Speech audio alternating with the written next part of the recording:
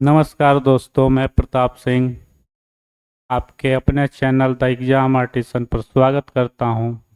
जैसा कि आप सबको इन्फॉर्मेशन दिया गया था कि आज से इस चैनल पर बिहार एईडीओ का सेट प्रैक्टिस स्टार्ट किया जाएगा, जो कि बिहार बीपीएससी के द्वारा लिया जा रहा है। तो पेपर नंबर 3, जिसमें मैथ और रीजनिंग के सवाल पूछे जाएंगे,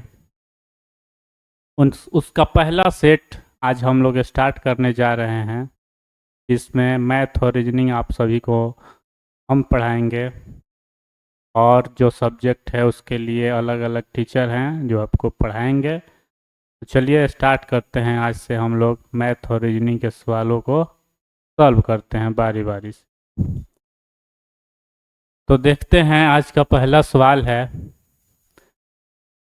100 और 500 के बीच कितनी संख्याएं 4, 5 और 6 से विभाज्य है।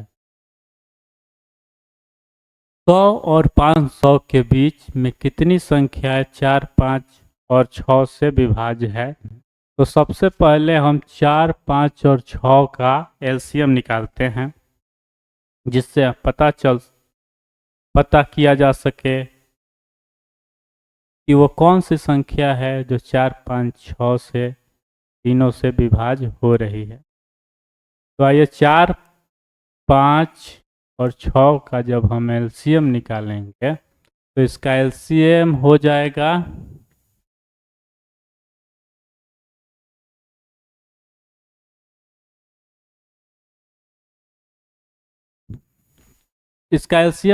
60।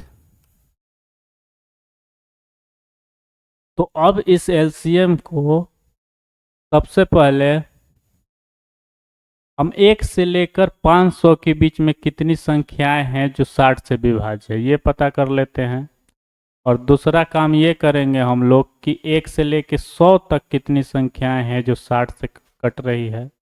और दोनों का जब हम अंतर निकालेंगे तो हमें पता चल जाएगा कि 100 से और 500 के बीच में कितनी संख्याएं हैं जो 60 से विभाज्य है। कहने का मतलब है कि 500 बटा में 60 माइनस 100 बटा में 60।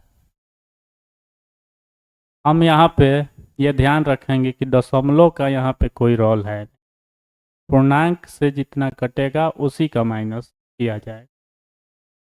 तो यहाँ पे हम देख रहे हैं कि 8 बार में कट रहा है, उसके बाद दशमलव कुछ आएगा, तो दशमलव का ध्यान नहीं देना है इस प्रश्न में। 8 हो गया और यहाँ पे देखा जाए तो 1 दशमलव कुछ आएगा, तो दशमलव को तो ध्यान में रखना नहीं है। तो अब यहाँ पे 8 माइनस 1 इक्वल टू 7, यही हमारा आंसर हो जाएगा। अर्थात ऑप्शन नंबर सी में 7 दिया गया है, तो हमारा आंसर इसका 7 हो जाएगा। ठीक है, आगे देखते हैं।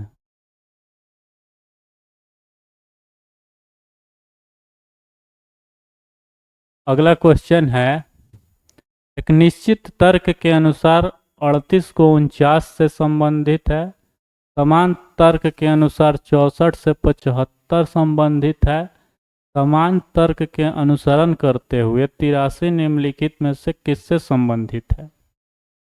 यह रीजनिंग का सवाल है। तो सबसे पहले दिया गया है कि 38 को हम 49 लिख सकते हैं। फिर दूसरा कह रहा है 64 को हम 75 लिख सकते हैं। इसी प्रकार 83 को हम क्या लिख सकते हैं। तो आइए इन दोनों का जो रिलेशन होगा तीसरा में, वही रिलेशन हम लोग को दिखाना होगा। तो आइए सबसे पहले हम यहाँ देख रहे हैं कि यहाँ जो भी नंबर है इससे बड़ा नंबर यहाँ पे दिया गया है, और यहाँ पे जो नंबर है इससे भी बड़ा नंबर यहाँ पर दिया गया है। तो हम इसका अंतर करके देखते हैं कि कितना ऐड किया गया है कि 49 है। 38 में क्या जोड़ा गया है कि 49 आया है, तो 38 में अगर हम 11 प्लस कर दें तो 49 आ जाएगा। सेकंड में हम देख रहे हैं कि 64 में 11 अगर हम ऐड कर दें तो 25 आ जाएगा।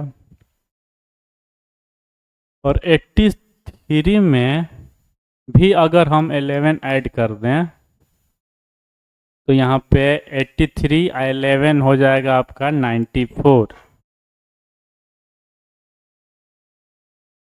तो आपका सही आंसर इस प्रश्न का हो जाएगा 94, जो कि ऑप्शन नंबर डी में दिया गया है। तो इस सवाल का सही आंसर हो जाएगा 94। नेक्स्ट क्वेश्चन देखते हैं।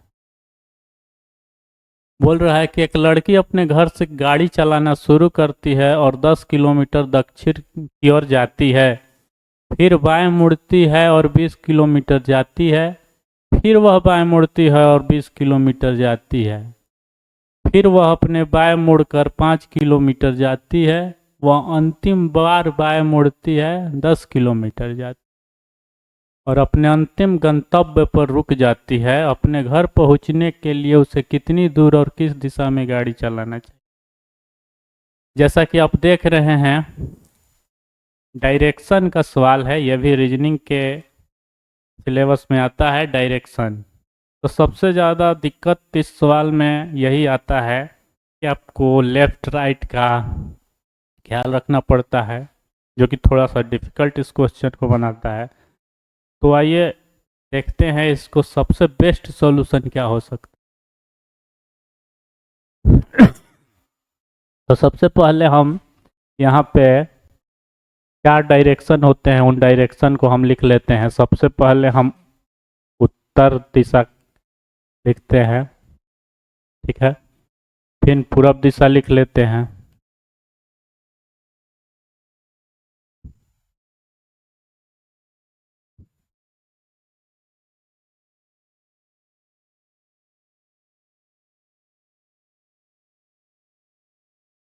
उत्तर पूरब दक्षिण और लास्ट में पश्चिम। ये 4 दिशाएं हैं। अब हमने ऐसा ही क्यों लिखा, ये सवाल है। तो समझिए, यहाँ पे एक डायरेक्शन में हम ऐसे करते हैं तो ये उत्तर दिशा को दर्शाता है, ये दक्षिण दिशा को दर्शाता है, ये पूरब दिशा को दर्शाता है और ये पश्चिम दिशा को दर्शाता है। तो मैंने कुछ यहाँ पे किया नहीं है, उत्तर को उठाया है और क्लॉकवाइज दिशा में घुमाते हुए मैंने लिख दिया है। अब आइए क्वेश्चन कह क्या रहा है। कह रहा है कि लड़की अपने घर से गाड़ी चलाना शुरू करती है और 10 किलोमीटर दक्षिण की ओर जाती है। तो यहाँ हम 10 किलोमीटर दक्षिण की ओर लिख दिए। फिर बाएं मुड़ती है। एक बात समझिएगा, बाएं और दाएं का कंफ्यूजन यहाँ पे दूर कर लीजिए। जब हम इस दिशा की ओर बढ़ेंगे, अपने लेफ्ट हैंड से राइट हैंड की दिशा में जब बढ़ेंगे तो समझिएगा कि दाएं की ओर हम बढ़ रहे हैं, और जब दाएं दिशा से बाएं की ओर बढ़ेंगे तो समझिएगा कि हम बाएं की ओर बढ़ रहे हैं। तो यहाँ पे कह रहा है कि 10 किलोमीटर दक्षिण की ओर जाती है और फिर बाएं मुड़ के 20 किलोमीटर जाती है। तो यहाँ से बाएं यानी कि पीछे की ओर बढ़ना है, तो 20 पूरब की ओर 20 किलोमीटर लिख लेते हैं। फिर वह बाएं मुड़ती है और 20 किलोमीटर इसके बाएं 20 किलोमीटर ये हो जाएगा। फिर वह अपने बाएं मुड़कर 5 किलोमीटर जाती है। अब देखिए, इसके बाद तो कुछ है नहीं, फिर अब हम कहाँ लिखें? तो इसका बाएं समझ जाइए कि उत्तर से बाएं अगर जाइएगा तो डायरेक्ट पश्चिम के पास पहुंच जाइएगा, ठीक है। और इसके दाएं अगर बोलेगा तो इसके बाद भी कुछ नहीं है, तो आप डायरेक्ट उत्तर के पास पहुंच जाइएगा, ठीक है। तो यहाँ पे जो बोल रहा है कि 5 किलोमीटर बाएं की ओर जाती है, तो आप डायरेक्ट 5 किलोमीटर कहाँ पे लिखेंगे? पश्चिम के नीचे।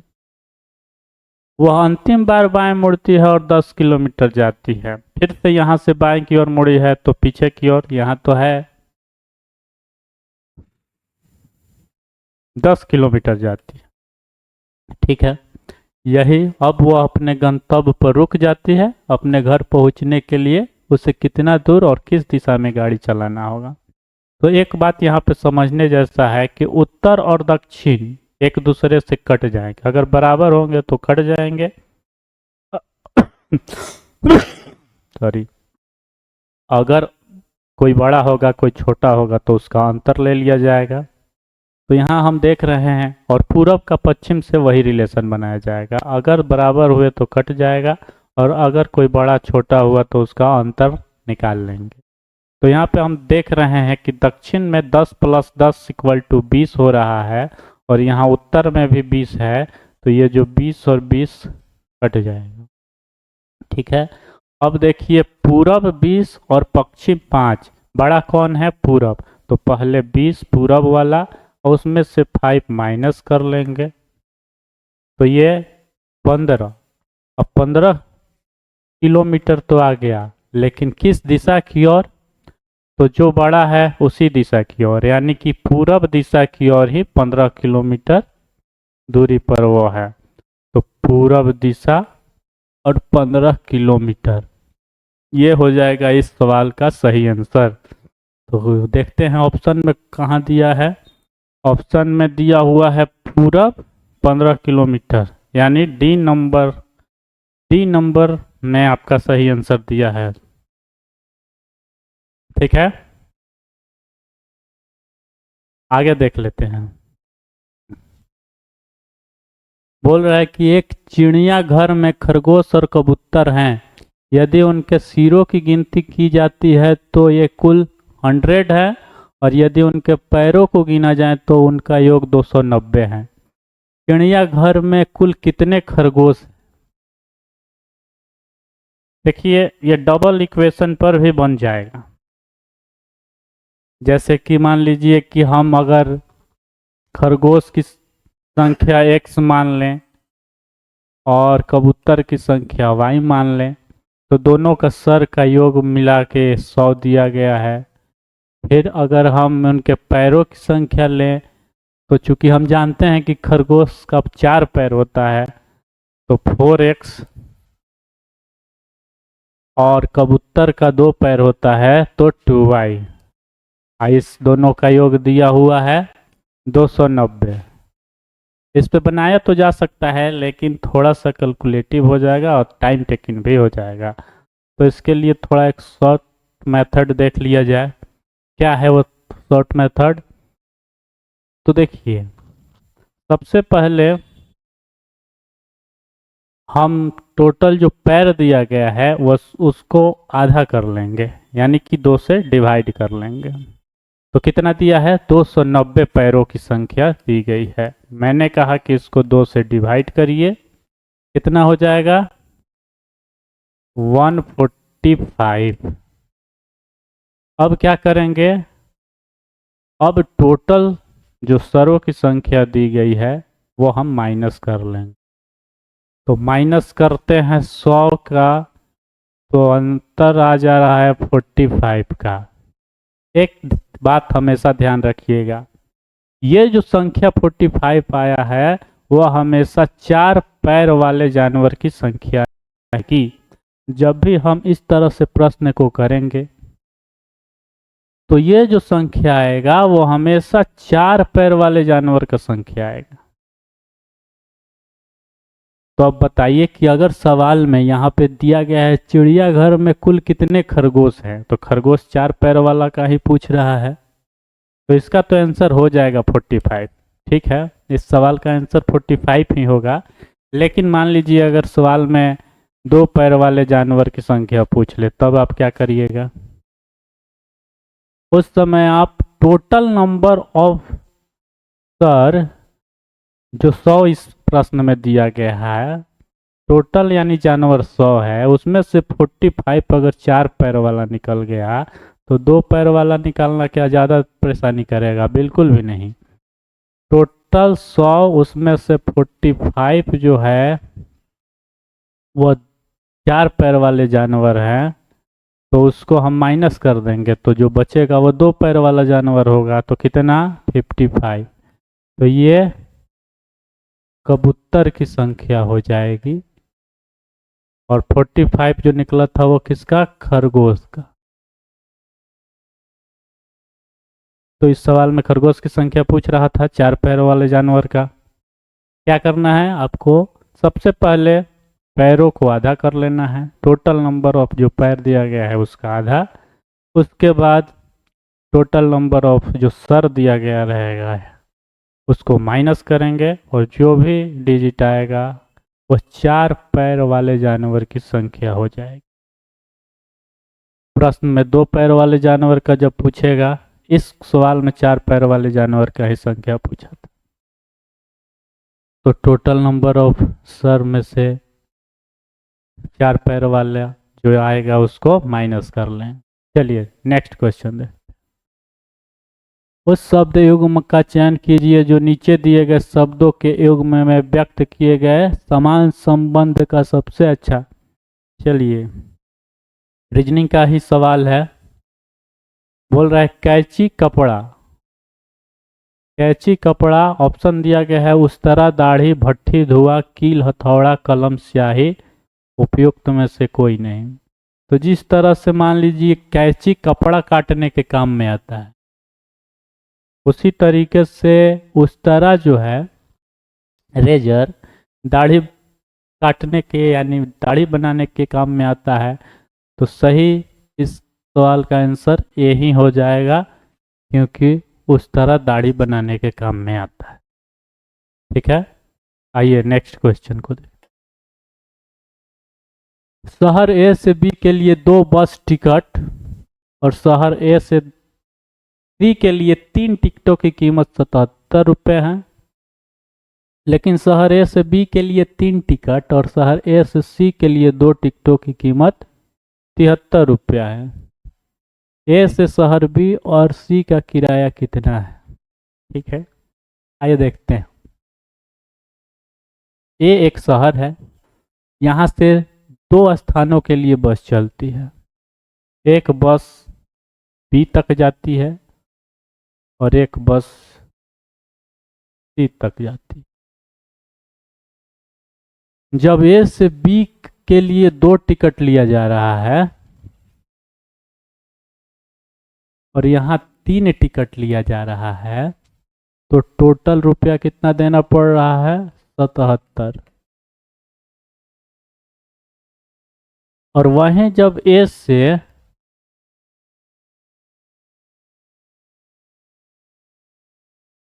बी के लिए 3 टिकट ले लिया जाए और ए से सी के लिए 2 टिकट ले लिया जाए, तब रुपया कितना? 73। ठीक है, तो देखने पे ही पता चल रहा है कि डबल इक्वेशन पर ये सवाल बनाया जाएगा। आइए डबल इक्वेशन पर बनाते हैं। तो पहला मान लीजिए कि 2 हुआ, x मान लेते हैं, और दूसरा टिकट जो सी के लिए है उसको y मान लेते हैं। रुपया कितना देना पड़ा? 27।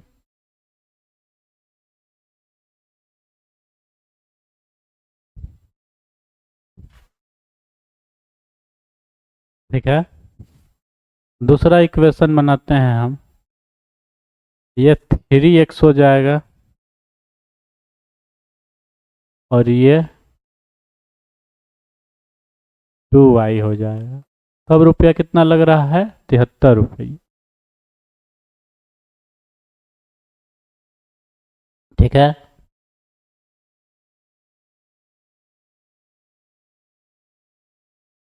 आइए इसको सॉल्व जब करेंगे तो सबसे पहले इक्वेशन को बराबर करना होगा। तो इसमें हम गुना कर लेते हैं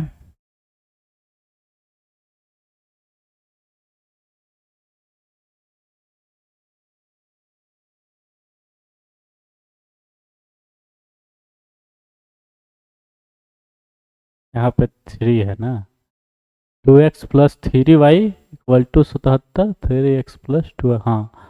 तो यहाँ पे हम गुना कर लेते हैं 3 से और यहाँ पे हम गुना कर लेते हैं 2 से। जब 3 से गुना करेंगे हम तो 6x का, ये 9y हो जाएगा, प्लस इसका एक 2 हासिल 17 का 231 रुपया। और इसमें जब 2 से करेंगे तो 6x हो जाएगा, ये 4y हो जाएगा और ये हो जाएगा 6 146 हो जाएगा।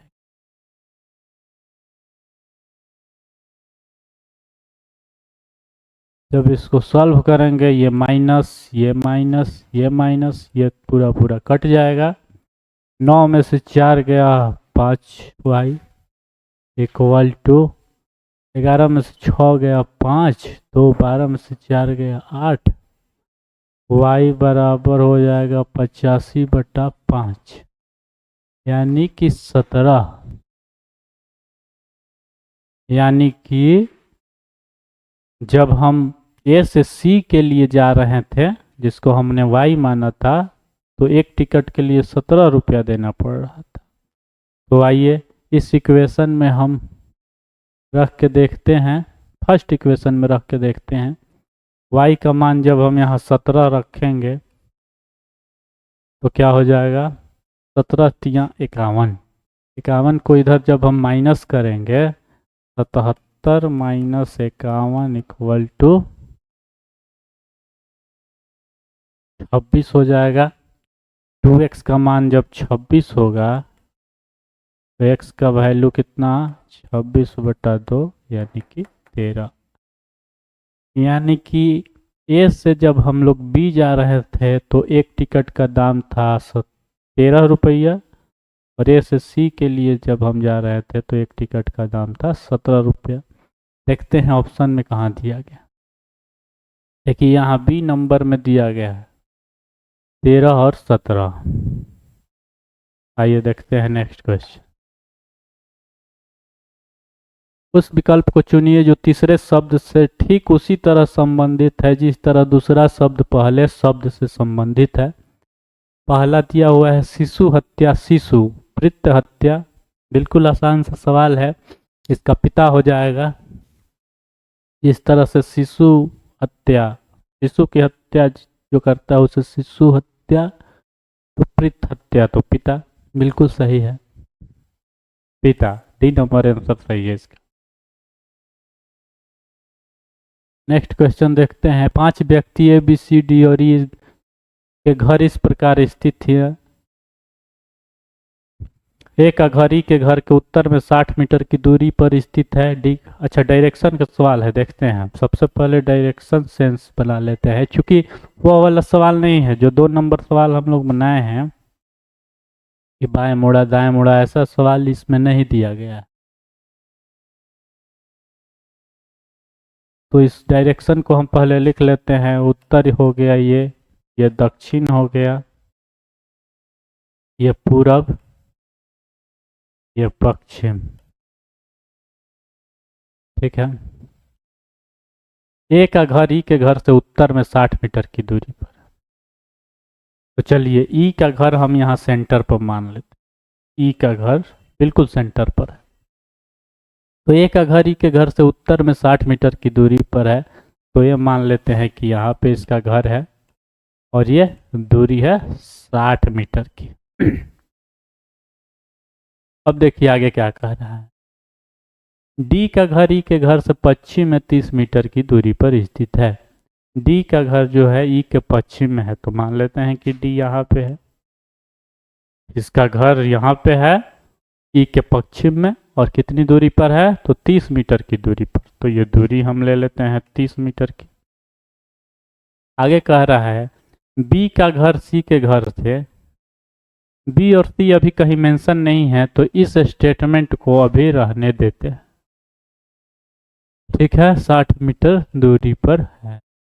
आगे देखते हैं। सी का घर डी के घर से पश्चिम में 30 मीटर की दूरी पर है। यह स्टेटमेंट डी से चूंकि तुलना कर रहा है तो यह स्टेटमेंट हम आसानी से लिख सकते हैं।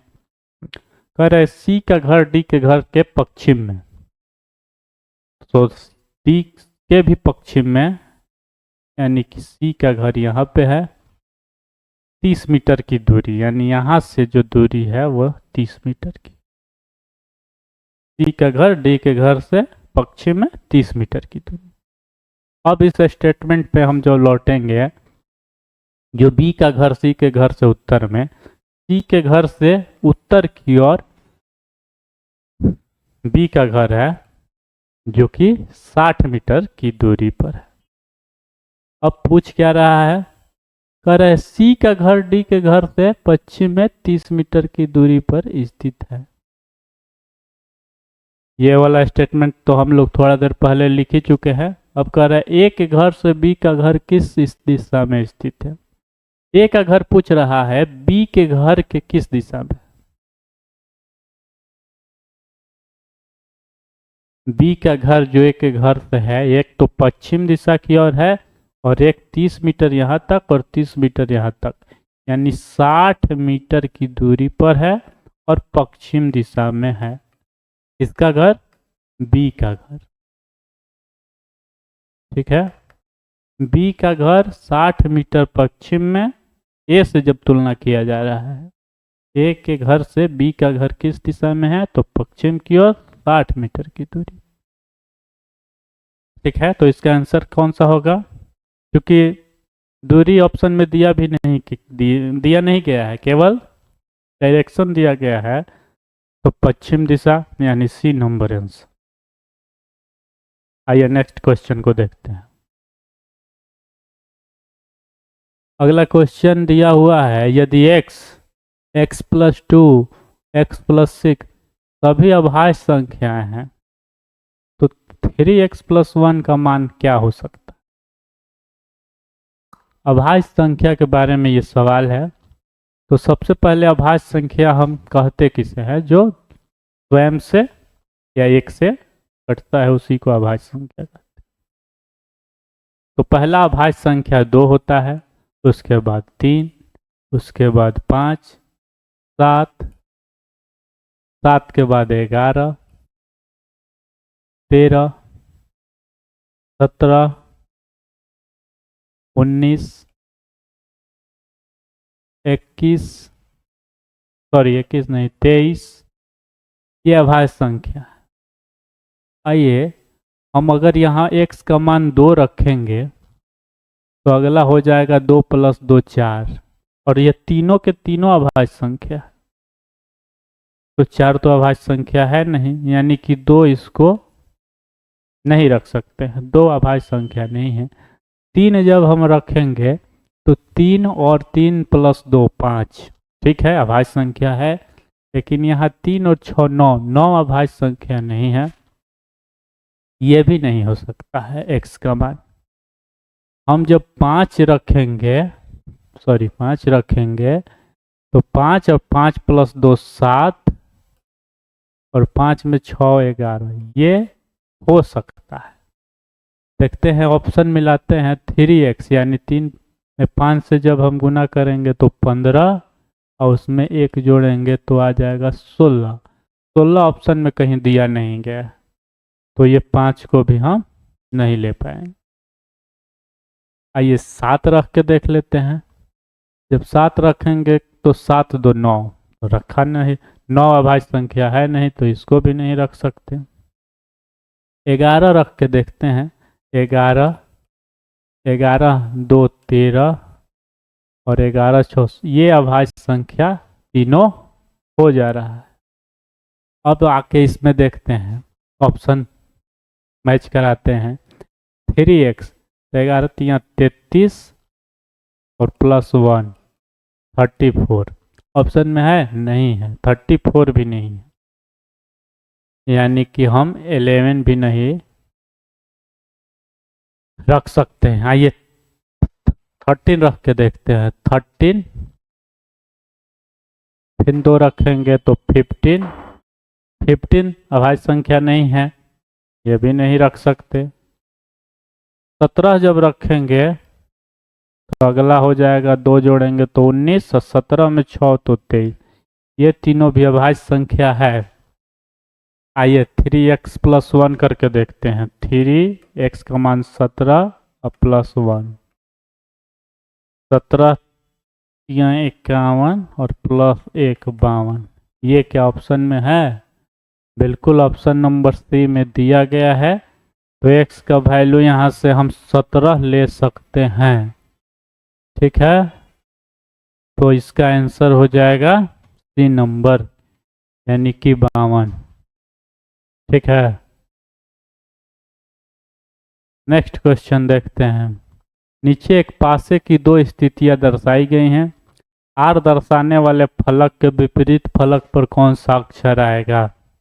ये डाइस का सवाल है, रीजनिंग का ही एक चैप्टर है जिस पासा। तो यहाँ पे जो एक ही पासे के दो स्थितियों को दर्शाया गया है। ये दो अलग अलग पासे नहीं है, एक ही पासा है लेकिन अलग अलग स्थिति में रखा गया है। तो इसमें क्या होता है कि किसी एक फलक पर देखते हैं कि कौन सा अल्फ़ाबेट है जो कॉमन दिया गया है और बाकी दो अलग होना चाहिए। तो आइए देखते हैं। इस फलक पे Q है, H, P है, R है, A है, A है। तो दोनों में कॉमन लेटर कौन सा मिल रहा है? A। इस पे भी A है, इस पे भी A है, और बाकी दो लेटर हैं वो अलग हैं। जब दो अलग होंगे तभी ये रूल लगेगा, एक ही कॉमन होना चाहिए। अब क्या करेंगे हम? जो कॉमन है उससे क्लॉकवाइज दिशा में हम घुमा लेंगे और लिख लेंगे A, P और Q, और इसको भी क्लॉकवाइज दिशा में घुमा लेंगे। A, R और H। ठीक है,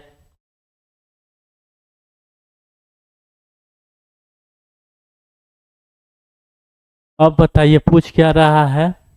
आर दर्शाने वाले फलक के बीच, तो आर कहाँ पे है? यहाँ पे। तो ये इसके विपरीत कौन सा हो गया? P।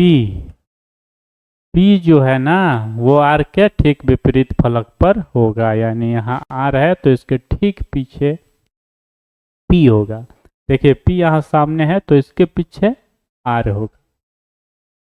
तो क्या करना होता है? पहले कॉमन लेटर, दोनों फलक दोनों पासे पे कौन सा कॉमन लेटर है उसको देख लेंगे, और उसके बाद क्लॉकवाइज दिशा में घुमा के एक दूसरे के नीचे लिख लेंगे, दूसरे पासे का दूसरी तरफ, और अब जिसका पूछेगा उसके विपरीत जो होगा वही आंसर होगा। तो यहाँ पे आर के विपरीत फलक पे कौन सा हो जाएगा? P। ऑप्शन नंबर डी में दिया गया है P, सही आंसर हो जाएगा ऑप्शन नंबर डी। आइए नेक्स्ट देखते हैं। फिर से एक पासा का ही सवाल है, लेकिन यहाँ पे इस बार डिजिट का सवाल दिया गया। पिछला जो सवाल था वो अल्फ़ाबेट से संबंधित था, और ये है जो डिजिट का सवाल है। तो आइए देखते हैं। सबसे पहले इसमें दो चीज़ देखना पड़ता है, एक तो ये वास्तविक पासा है या काल्पनिक पासा है। वास्तविक पासा किसे कहते हैं? जो हम लोग लूडो खेलते समय जो पासा हम लोगों ने देखा है वो वास्तविक पासा है। उसमें हम लोगों ने देखा है कि हमेशा 6 के पीछे एक ही होता है, 5 के पीछे 2 ही होता है, और 4 के पीछे 3 ही होता है। ठीक है, ये वास्तविक पासा की स्थिति होती है। वास्तविक पासा में ये परिस्थिति हमेशा रहेगी, लेकिन जब काल्पनिक पासा रहेगा तो जरूरी नहीं है कि इसी तरह का नंबर लिखा गया हो। तो काल्पनिक पासा में कुछ भी लिखा जा सकता है, किसी के पीछे कुछ भी हो सकता है। अब हम देखेंगे, क्योंकि ये एक ही पासा की स्थितियां है, अलग अलग परिस्थिति में रखा गया है, तो हम देखते हैं कि क्या ये वास्तविक पासा है या काल्पनिक पासा। अब पता कैसे करेंगे? हम देखेंगे, अगर पासा का दो फलकों का योग अगर कहीं 7 आ गया तो वह काल्पनिक पासा है, और अगर 7 नहीं आया तो वह वास्तविक पासा है। ठीक है, तो हम देखते हैं पहले ही फलक पे 6 और +1 = 7 आ गया, 7 तो आना नहीं चाहिए, क्योंकि 6 जब सामने है तो इसके ठीक विपरीत में एक होना चाहिए था। दोनों फलक एक ही साथ दिखाई तो देगा नहीं, और यहाँ दोनों फलक एक ही साथ दिखाई दे रहा है, तो लाजमी सी बात है कि ये काल्पनिक पासा है। अब काल्पनिक पासा के लिए हम वो जो पिछला क्वेश्चन बनाए थे जो लेटर से रिलेटिव था, उसी की तरह इसको भी बनाने की कोशिश करते हैं। किसी दो पासे को उठाते हैं और एक कॉमन लेटर, एक कॉमन डिजिट देखते हैं कि क्या ऐसा कहीं परिस्थिति है। एक है 6 है, एक है, देखिए इसमें एक है कॉमन, यहाँ एक है, यहाँ एक है, 6 और 2, तो 2 यहाँ पे भी 2 नंबर मिल गए, कॉमन नंबर 2 मिल गए, तब हम नहीं ले पाएंगे इसको। आइए इस 2 नंबर पासा और 3 नंबर पासा में अब देखते हैं। 2 नंबर और 3 नंबर में हम देखेंगे तो 5 5 तो मिल रहा है, 2 और 1 4 और 3 एक ही डिजिट जो है वो मिल रहा है। तो इसी दोनों पासों से हम जो पिछले क्वेश्चन में किया था वही काम यहाँ कर लेते हैं। तो कौन सा मिला है? 5, तो 5 को क्लॉकवाइज घुमा लिए, तो 5 हो जाएगा, 2 हो जाएगा, 1 हो जाएगा।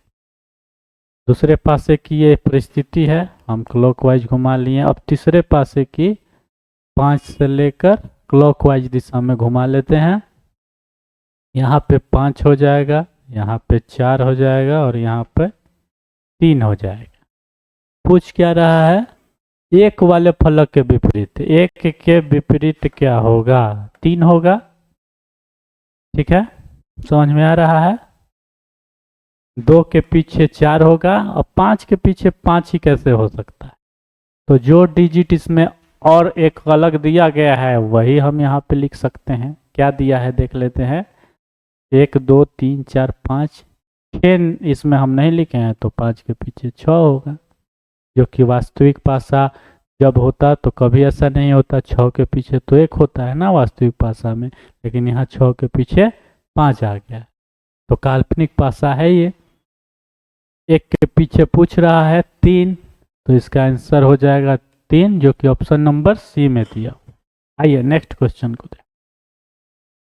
एक छात्र ने सही से दुगनी गलतियां प्राप्त की यदि उसने कुल 48 प्रश्न हल करने का प्रयास किया है तो उसने कितने सही हल किए? ठीक है, एक छात्र है जो सही जितना क्वेश्चन को सही किया है उससे 2 गुना गलत कर दिया है, और टोटल क्वेश्चन कितने अटेम्प्ट किया है? 48। तो आइए इसको इक्वेशन के रूप में बनाते हैं। मान लेते हैं कि x क्वेश्चन जो है उसने सही किया है, तो लाजमी सी बात है 2 गुना गलती कर दिया है, तो 2x गलती कर दिया, और टोटल कितना प्रश्न हल किया है?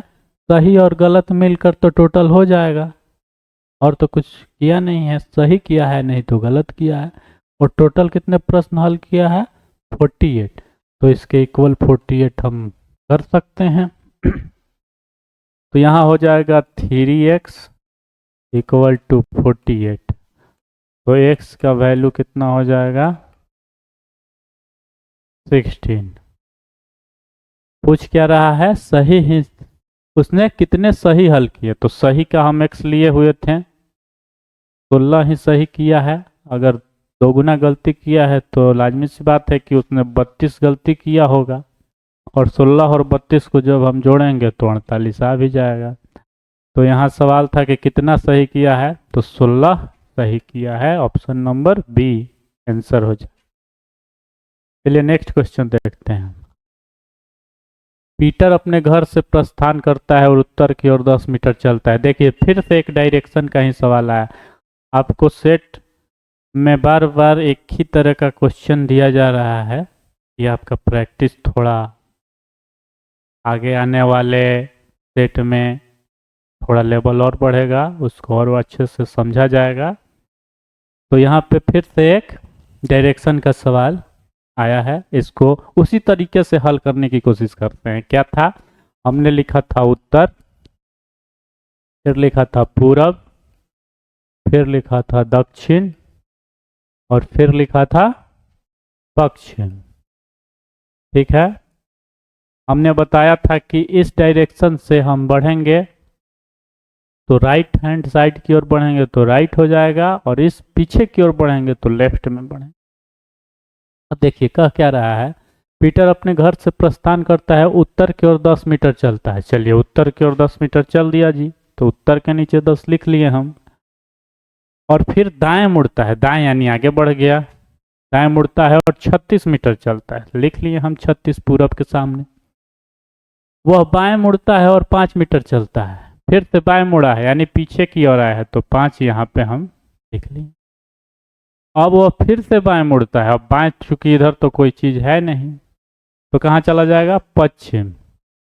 तो 5 मीटर, और वह फिर से बाएं मुड़ता है और 25 मीटर चलता है, तो यहाँ पे हम पश्चिम की और 25 पश्चिम के सामने 25 मीटर लिख लें और रुक जाता है।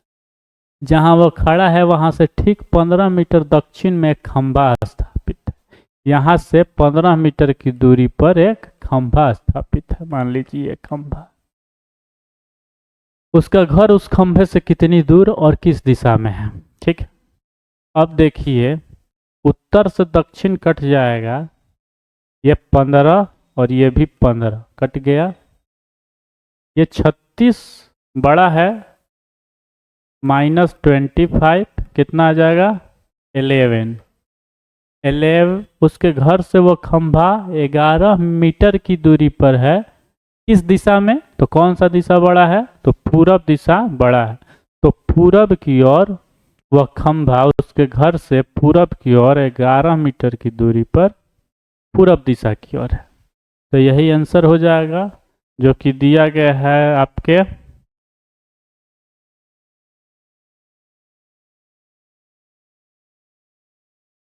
शायद गलती ऑप्शन दे दिया गया है, 2 जगह पश्चिम ही लिख दिया गया है, यहाँ पे हम पूरब कर लेते हैं, ये आपका सही आंसर हो जाएगा।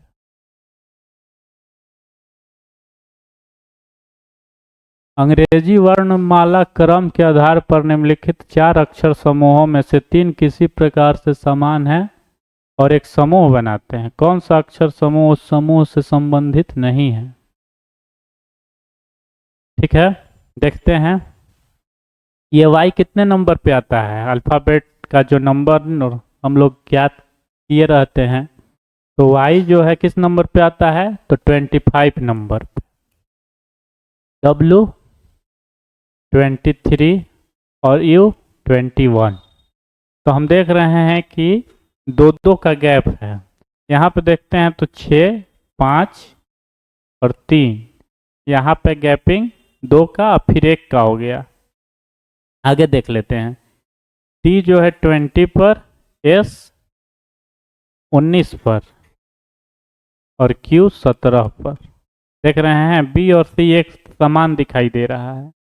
आगे भी देख लेते हैं, M कितने पे, 13 पर, L 12 पर और J 10 पर। बिल्कुल सही, 10 से 12 हुआ, 12 से 1 बढ़ के 13, 17 से 2 बढ़ा 19, 19 से 1 बढ़ा 20, 3 से 2 बढ़ा 5, 5 ये 3 B, C और D एक समान वृद्धि कर रहे हैं, लेकिन जो ए ऑप्शन है उसमें 2 का गैप फिर 1 का गैप होना चाहिए था, लेकिन यहाँ पे 2 का गैप दे दिया, इसलिए यही असमान है। तो सही आंसर क्या हो जाएगा, ऑप्शन नंबर ए। ये कोडिंग डिकोडिंग का रीजनिंग था। आगे देखते हैं, एक पासे का फिर से सवाल आया है। तो सबसे पहले आप इसको वास्तविक और काल्पनिक में डिवाइड करिए। कहीं दिखाई दे रहा है 7 योग आ रहा है, और नहीं आएगा तो वह वास्तविक पासा है। तो इसमें तो नहीं आ रहा है, इसमें भी नहीं आ रहा है, इसमें नहीं। यहाँ पे देखिए 6 + 1 करेंगे तो 7 आ जाएगा। तो 6 के विपरीत ना 1 होता है जी, दोनों एक ही फलक सामने दिखाई दे रहा है, ये काल्पनिक पासा है। ठीक है, तो काल्पनिक पासा के लिए वही वाला रूल लगाएंगे। देखते हैं किसी में एक ही अक्षर कॉमन है, यहाँ 1 है, यहाँ 4 है, यहाँ 4 है, 2 और 6, 5 और 1। चलिए 1 और 2 से ही हम सही आंसर तक पहुंच जाएंगे। तो 4 से क्लॉकवाइज घुमा लिए और 4 से क्लॉकवाइज घुमा लिए, तो 4 5 और 1 फर्स्ट पासे का स्थिति यही है, और 4 6 2 पूछ रहा है 5 वाले फलक के विपरीत, 5 के विपरीत 6 है, सही आंसर आपका 6 हो जाएगा, क्योंकि पहले हम बता चुके हैं। तो ज़्यादा टाइम ना लेते हुए आगे बढ़ते हैं। निरंतर भिन्न का मान क्या है? देखिए निरंतर भिन्न जो दिया गया है यहाँ पे 1/2 - 1/1, 2 - 1/2 - 1, ये निरंतर भिन्न दिया गया है, तो उसका एक फार्मूला होता है। क्या होता है? a प्लस √a² प्लस -4, निरंतर भिन्न का ये फार्मूला होता है। ठीक है, अब एक क्या है? पहला जो नंबर दिया गया है वही ए है। ठीक है, ये प्लस और माइनस दोनों क्यों दिया गया है कि भिन्न कभी यहाँ तो चूंकि माइनस में चला गया, कभी मान लीजिए यही भिन्न 2 + 1/2 - 2 - 1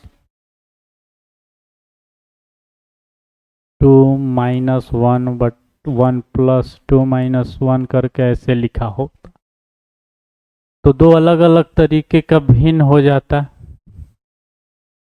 तो इसलिए प्लस जब चलेगा भिन्न के रूप में, जब प्लस का चिन्ह चलेगा तो हम ये वाला प्लस का चिन्ह देंगे, और जब माइनस वाला चलेगा तो माइनस का चिन्ह देंगे। यहाँ पे माइनस है, तो आइए देख लेते हैं। ए का मान तो 2 दिया है, यहाँ पे ए का मान 2 है, तो 2 का स्क्वायर करेंगे 4 हो जाएगा।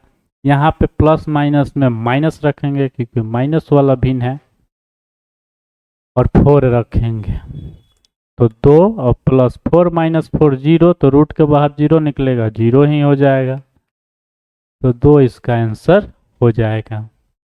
ये जो फार्मूला है इसको नोट करने जैसा है, इसका सही आंसर 2 हो जाएगा। 3 नंबर आपका सही आंसर है।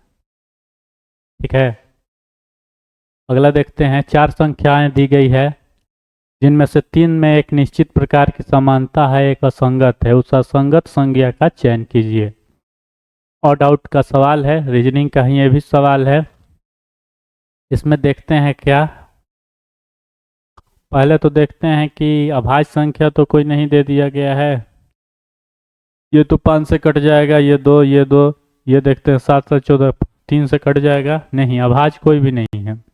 अब डिजिट को देखते हैं, ये 5 ये 1 6, बीच में भी 6 लिखा हुआ है, 8 हाँ, तो यहाँ पे फर्स्ट डिजिट और थर्ड डिजिट को जोड़ के बीच में लिख रहा है, यानी 1 + 5 को जोड़ के बीच वाला आ रहा है 6, यहाँ 1 + 7, यहाँ पे 7 ही दे दिया है, जो कि हो सकता है कि यही आंसर हो जाए। 1 + 8 = 9 दिया है बीच में, और 1 + 2 = 3 जो कि दिया गया है। हाँ सर, तो यही ऑड आउट हो जाएगा, यानी कि बी नंबर आपका यह सही आंसर है। बहुत ही सिंपल सा सवाल है, आगे देख लेते हैं। निम्नलिखित भिन्नों को आरोही क्रम में व्यवस्थित कीजिए। भिन्न दिया गया है और बोला है कि आरोही क्रम में उसको सजाइए। इसको बनाने के बहुत सारे तरीके हैं, भाग विधि से भी बनता है, लेकिन सबसे जो बेस्ट तरीका है, इसको भिन्न को पूर्णांक में ही हम लोग चेंज कर लेते हैं। अब इसको कैसे चेंज किया जाएगा, तो जो हर है उसका एलसीएम ले लिया जाए। ठीक है, यहाँ पे 18 है, 36 है, 45 है और 60 है, तो इसका एलसीएम कितना हो जाएगा? 60 दूनी 120 और 60 दिया 180, 18 36 45 और 60 का जो एलसीएम होगा वो कितना हो जाएगा? 180। अब इस 180 से सब में गुना कर दिया जाए, यानी कि यहाँ जब हम 180 से गुना कर लें, यहाँ भी 180 से, यहाँ भी 180 और यहाँ भी 180। हर का एलसीएम लेने के बाद उस एलसीएम का पूरे भिन्न में गुना कराना है। ठीक है, पूर्णांक निकालने के लिए हम बता रहे हैं। अब 18 से हम देख रहे हैं ये कट रहा है 10 बार में, तो 13 दहा 130। पहला भिन्न जो है उसको पूर्णांक में तोड़ लिए हम, 130 आ गया। दूसरा 36 5 से कट रहा है, हाँ, तो 5 से जब कट रहा है तो 29 5 है, 9 5 45, 4 145। ठीक है, तीसरा देखते हैं, 4 से गुना करना है तो 4 अच्छा 4 16 164। अब फिर 60 से 3 बार में कट रहा है तो 51 तिया 3 अपन तिया 153। अब आपको बहुत ही आसानी होगा कौन बड़ा और कौन छोटा है पता करने में। तो सबसे छोटा तो यही है 130, यानी कि पहला भिन्न 13/18 सबसे छोटा है। आरोही क्रम में सजाना है तो पहले सबसे छोटा लिखा जाएगा। इससे बड़ा कौन है तो 145 ही है, यानी दूसरा हो जाएगा आपका 29/36। तीसरा 153 है, यानी कि लास्ट वाला 51/60, और लास्ट में 41/45। इस तरीके से आप आसानी से निकाल सकते हैं। क्या करना है, भिन्न को पूर्णांक में तोड़ देना है। तो ये किस ऑप्शन में दिया गया है, 13/18 के बाद 29/36, 51/60, ए नंबर ऑप्शन में ही दिया गया है। सही आंसर आपका ए हो जाएगा। अगला है, यदि विभाजन के एक प्रश्न में भाजक भागफल का 10 गुना है और शेषफल का 5 गुना है, यदि शेषफल 46 है तो भाज्य क्या होगा। ये भाजक से संबंधित आपको फॉर्मूला याद होगा, भाज्य बराबर भाजक गुना भागफल प्लस शेषफल। ठीक है, आइए देखते हैं, यहाँ पे शेषफल दे दिया है 46। ठीक है, शेषफल 46 दिया हुआ है, कह रहा है कि भाजक भागफल का 10 गुना और शेषफल का 5 गुना, तो भाजक जो है 46 गुना 5 हो जाएगा।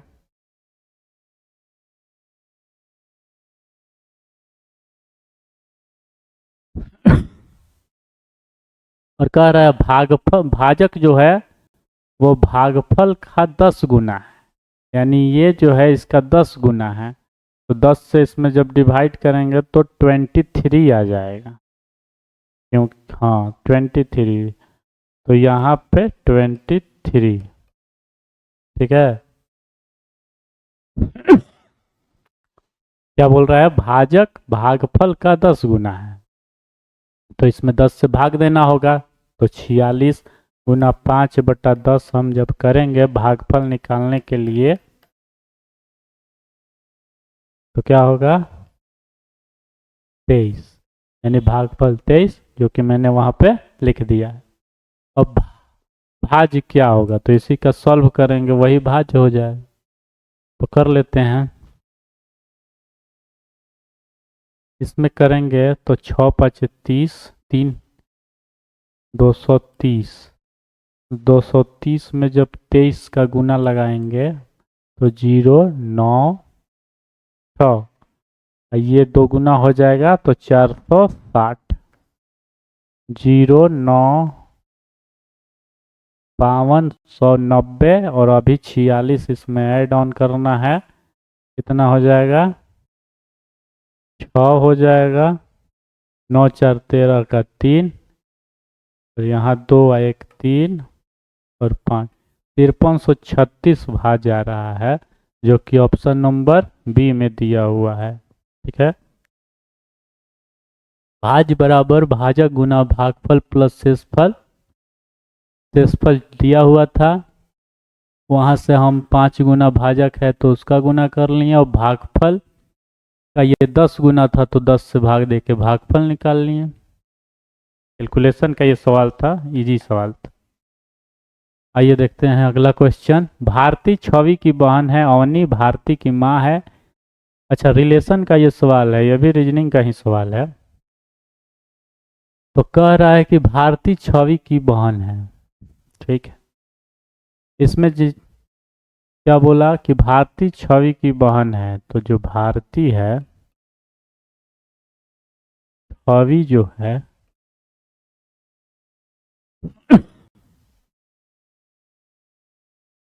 छवि जो है, भारती छवि की बहन है, तो ये बहन हो गई। अवनी भारती की माँ है, अवनी है वो माँ है इसकी, तो लाजमी सी बात है इसकी भी ये माँ ही होगी क्योंकि दोनों बहनें हैं। छवि ध्रुव की पत्नी है, ये छवि जो है ये पत्नी है किसकी, ध्रुव की।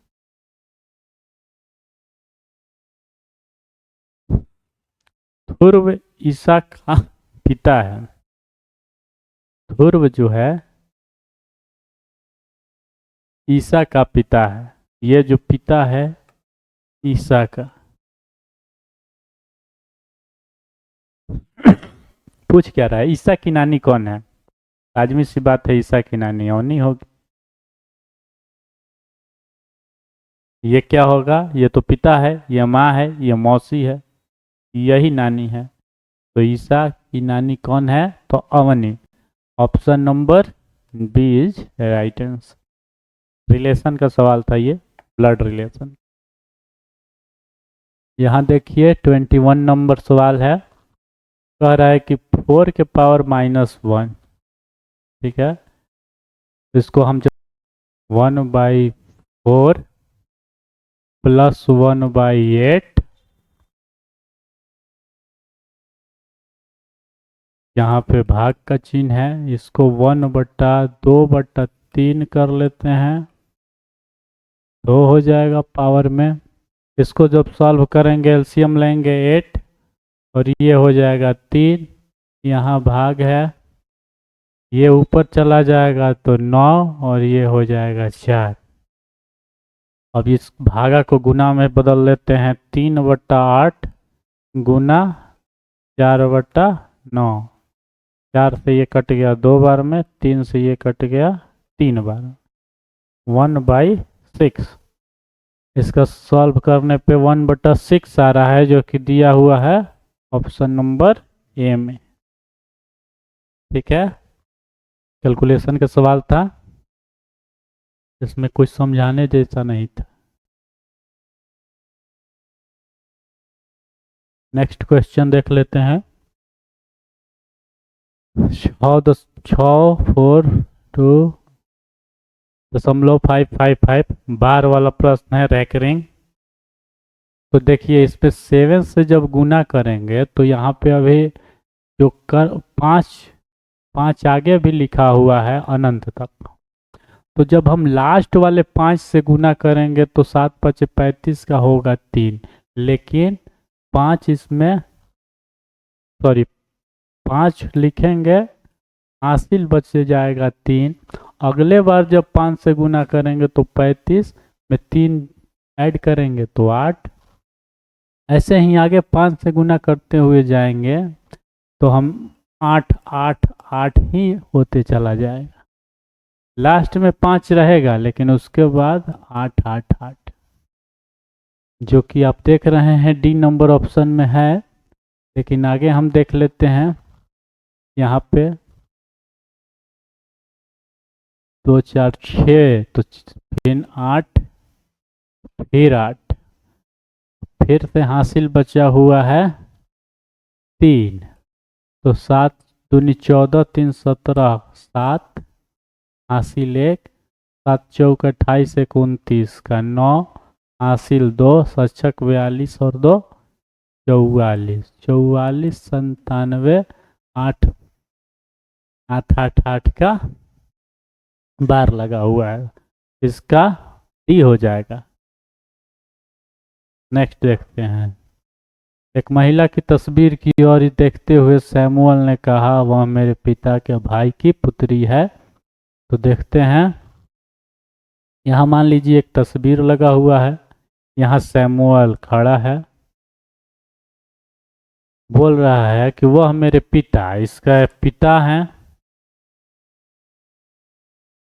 के भाई, पिता के भाई कौन लगते हैं? चाचा।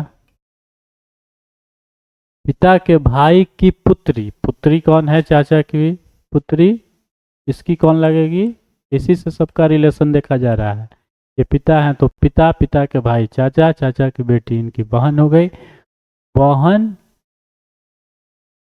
की माता है। ये जो तस्वीर है इसकी ये माता है, ठीक है। तो बहन की माता चाची लगेंगी, क्योंकि चाचा की बहन है, चचेरी बहन है। तो यहाँ पे बोल क्या रहा है? सैमुअल किस प्रकार संबंधित है? महिला से।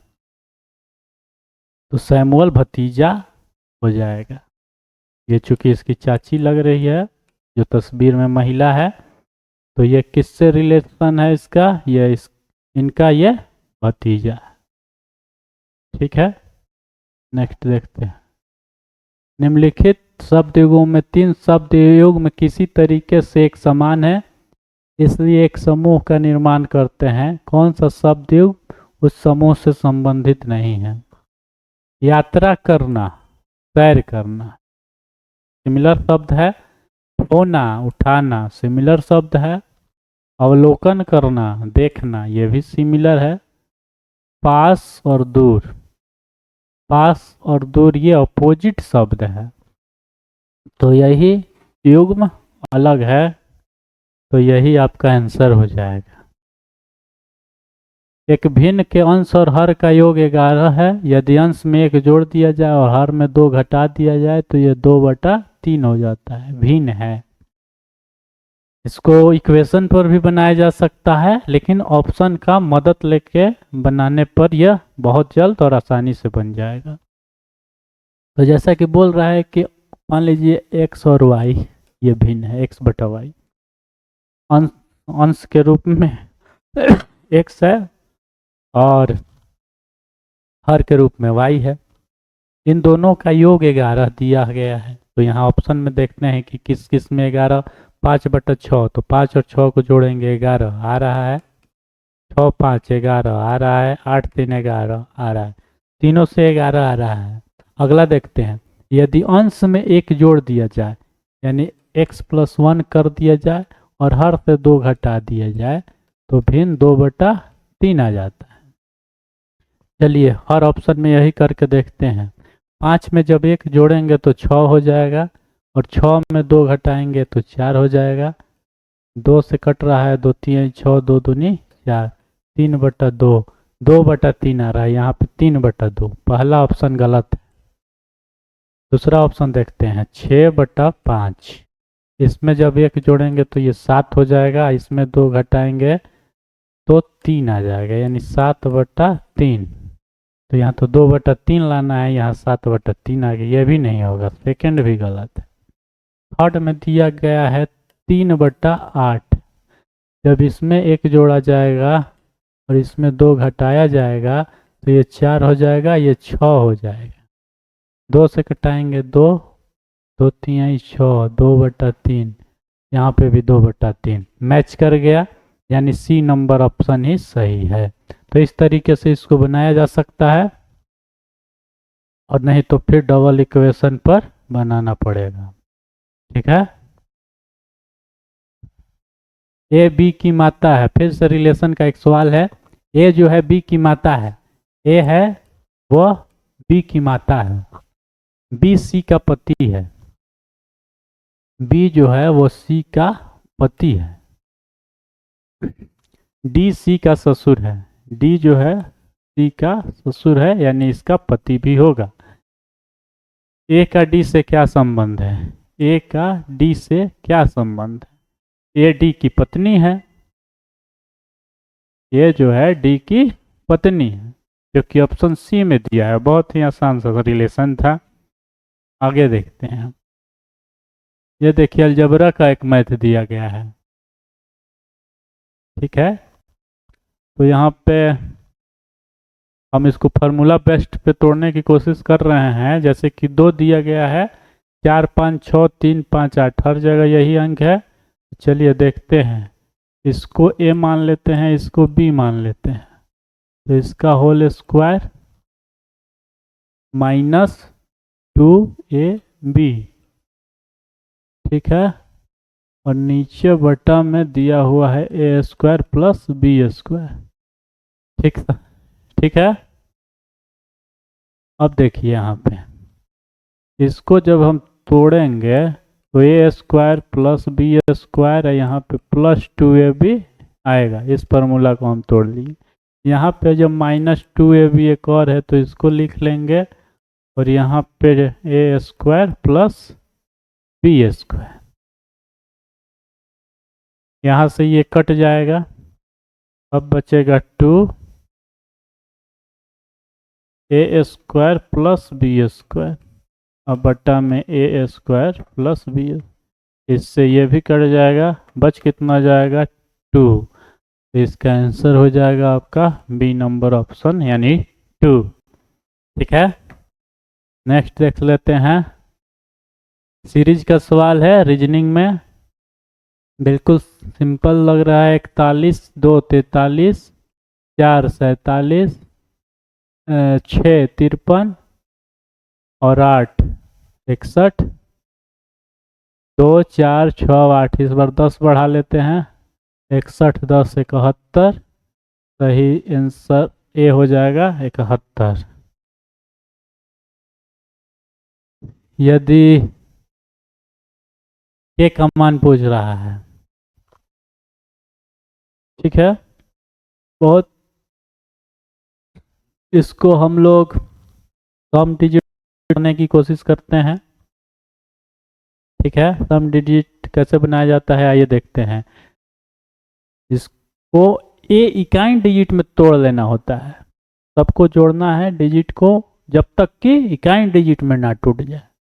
तो चलिए यहाँ पे हम देखते हैं, 5 4 9 3 12 1 13, 13 को हम लिखेंगे ये। फिर इसको जब लिखेंगे, क्योंकि इकाई डिजिट में तोड़ना है, तो 3 + 1 4 हो जाएगा। जब इसको तोड़ेंगे तो 5 4 9 3 12 1 13, 13 को फिर जब हम लिखेंगे तो 4 ही लिखेंगे। अगला देख लेते हैं, 4 5 9 3 12 1 13, ये भी 13 आया, तो 3 + 1 फिर से 4, प्लस इसको 9 6 15 और 5 20, तो ये हो जाएगा 2। ठीक है, अब इधर बराबर है, ये देखिए 5 3 8 4 12 13 14, तो ये हो जाएगा 4 1 5, माइनस 5 4 9 3 12, 12 को हम 3 लिख सकते हैं, और प्लस के। ठीक है, यही हुआ है। जोड़ते हैं, 4 4 4 12, 12 और 2 14, और इधर 5 में से जब 3 गया तो 2, और 14 आया है, तो इसको फिर से इकाई डिजिट में तोड़ना होगा। तो 4 1 5, 5 बराबर 2 प्लस के, तो के का मान कितना आना चाहिए? ये इधर आएगा तो 5 - 2 बराबर के, यानी कि 3 बराबर। तो अब ऑप्शन में जिसका इकाई डिजिट 3 आएगा वही हमारा सही आंसर होगा। तो आके देखते हैं, पहला 4 और 8 12, 12 को फिर इकाई डिजिट में तोड़ते हैं तो 2 1 3, 3 यही आ रहा है, लेकिन आगे भी देख लेते हैं कि कोई और तो नहीं आ रहा है। 8 2 10 3 13, 13 को जब जोड़ेंगे, 13 को जब जोड़ेंगे तो ये तो 4 आ रहा है, ये नहीं हो सकता। 8 4 12 4 16, 16 को जब हम लिखेंगे तो 7, ये भी नहीं होगा। 6 और 3 9, तो ये भी नहीं होगा, यानी कि सही आंसर आपका, अगर आप सम डिजिट से बनाएंगे तो होगा, नहीं तो फिर आपको कैलकुलेशन करना पड़ेगा। ठीक है, सम डिजिट से बनाना ही ये क्वेश्चन जल्दी बनेगा। ये टाइम टेकन क्वेश्चन है, अगर आप परीक्षा में इसको बाय रूल बनाना चाहेंगे तो ज़्यादा टाइम लगेगा। आइए देखते हैं नेक्स्ट क्वेश्चन। एक निश्चित कूट भाषा में इंटर को ये लिखा जाता है,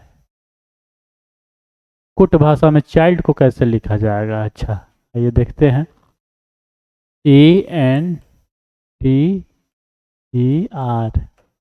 इंटर को लिखा हुआ है FORTGT।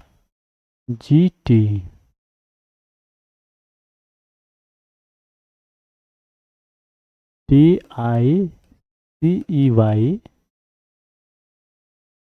को क्या लिखा है EJCGA।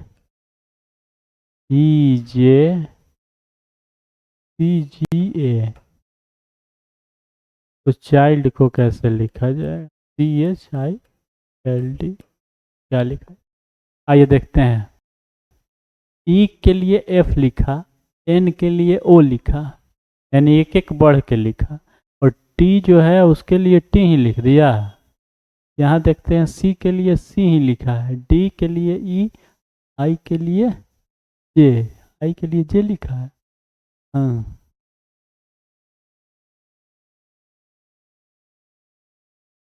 E के लिए FGYZA, ठीक है।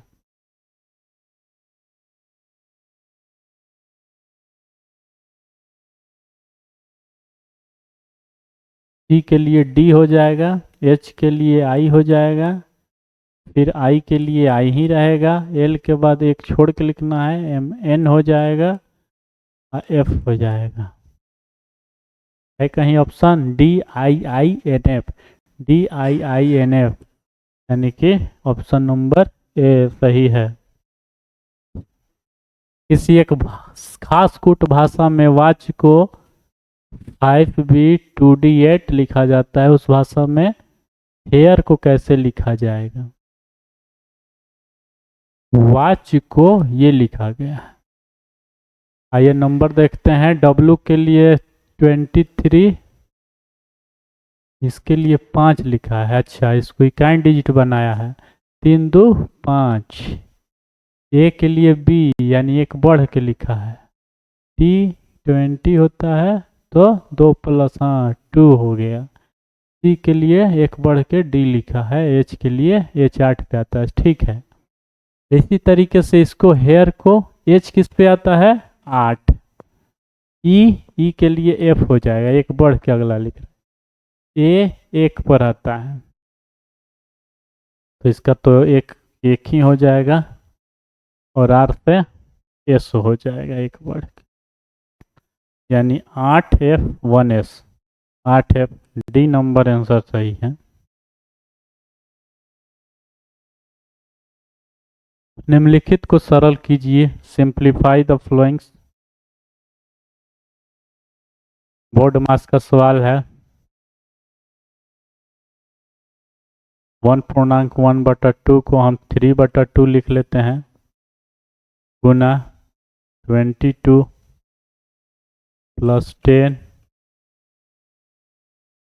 भागा है, यहीं पे दे लेते हैं भागा, तो 10 में 5 का भाग लगेगा तो यहाँ 2 हो जाएगा, -2 गुना 8, ठीक है। अब इसको कटाते हैं तो 11, यहाँ पे हो जाएगा 33 +2 -16, 35 -16, 35 में से 16 जाएगा 19, 19 ये नंबर आंसर हो जाएगा। अगला देख लेते हैं। एक निश्चित कूट भाषा में 73-59 को कार्ड के रूप में कूटबद्ध किया जाता है। सर्व को, पैक को, तो दी गई कूट भाषा में डी के लिए क्या होगा, डी यहाँ पे लिखा हुआ है, और कहाँ कहाँ लिखा हुआ है, इसमें डी है नहीं, इसमें भी डी नहीं है, तो इसी में डी है, तो इसी में से कोई आंसर भी होगा, 7 3 5 9 में से 7 3 5 9, ठीक है। डी यहीं पे दिया है, तो जो भी नंबर अब कहीं और दे दिया जाएगा वो दूसरे के लिए कुट किया गया होगा, ठीक है। जो भी नंबर अब कहीं और लिखा गया होगा वो डी के लिए तो नहीं किया गया होगा, क्योंकि वो नंबर अब स्पेशली डी के लिए ही है। तो देखते हैं कि कौन सा चारों में से और कहीं जो दिया गया रहेगा वो आंसर नहीं होगा।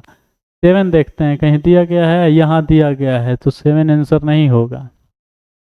3 कहीं दिया है, 3 नहीं दिया है, 3 3 हो सकता है, चलिए। 5 कहीं दिया है, 5 यहाँ दे दिया गया है, चलिए। 9 यहाँ दे दिया गया, यानी कि इसका सही आंसर डी के लिए 3। समझ में आया?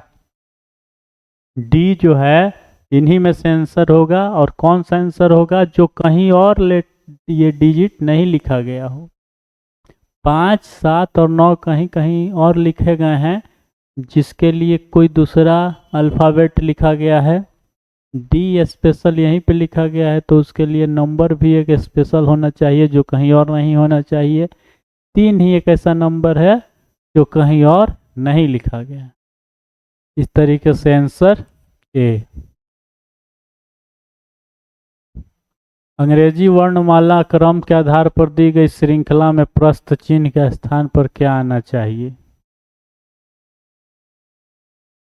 ठीक है, एच, पी, ए, के, टी, डी, एन। एच से के देखते हैं कि कितना का अंतर है। एच आता है 8 पे, के आता है 11 पे, 3 का अंतर हो रहा है। फिर के से अगर एन देखते हैं तो ये आता है 14 पे, 3 3 का गैप है, तो 14 3 17 पर क्यों आता है? हाँ आता है। तो इस बार 3 और बढ़ा के जब हम लिखेंगे तो 20 20 पे टी आना चाहिए, टी। ठीक है, अब देखते हैं पी से टी हुआ, पी 16 पे आता है, ये 20 पे, 4 का अंतर। फिर एक्स आया है, एक्स कितने पे आता है? 24 पे, तो 4 का अंतर। फिर एक्स से बी चला गया, तो 24 4 28, तो 28, 26 के बाद ए को 27 मान लीजिए, बी को 28, तो बी सही ठीक है। अब यहाँ से जब 4 बढ़ेंगे तो 6 पे कौन आता है? तो 6 पे आता है एफ, टी के बाद एफ। यहाँ से देखिए ए से डी, यानी कि कितना का अंतर? 3 का, 3 का अंतर हो गया। फिर डी से जी तो 7, ठीक है। 10 पे जे और 13 पे एम, टी एफ एम, जो कि ऑप्शन ए में ही दिया गया है, तो सही हो जाएगा आपका ऑप्शन नंबर ए। एक विद्यालय में प्रत्येक विद्यार्थी या तो हिंदी या तो अंग्रेजी या दोनों लेते हैं। इसको वेन डायग्राम के आधार पर बनाने की कोशिश करते हैं। ठीक है, एक विद्यालय में प्रत्येक विद्यार्थी या तो हिंदी, मान लीजिए हिंदी का कॉलम है और ये अंग्रेजी का, इंग्लिश का, तो 50.8% हिंदी लेते हैं। हिंदी 50.8 लोग लेते हैं और 64.2 लोग अंग्रेजी लेते हैं। यदि विद्यार्थियों की कुल संख्या 500 है तो कितने विद्यार्थी अंग्रेजी और हिंदी दोनों लेते हैं? ठीक है, अपने आप में टोटल विद्यार्थियों की संख्या तो 100% ही होना चाहिए। लेकिन यहाँ पे हम देख रहे हैं क्या, ये दे दिया है 8 2 10, 5 11, 115% हो गया है। यानी कि 15% जो है कॉमन दोनों विषय लिए हुए हैं। ठीक है, इसमें 15% जो है, अगर इसको हम घटा लें दोनों तरफ से तो ये कितना हो जाएगा? 35.8 शुद्ध हिंदी केवल लिया हुआ है। और यहाँ से जब 15 हम घटा लें तो 64 में से जब 15 जाएगा 49.2।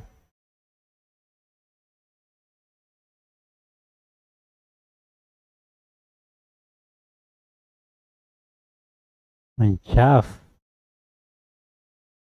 या 59, 59 हो जाएगा।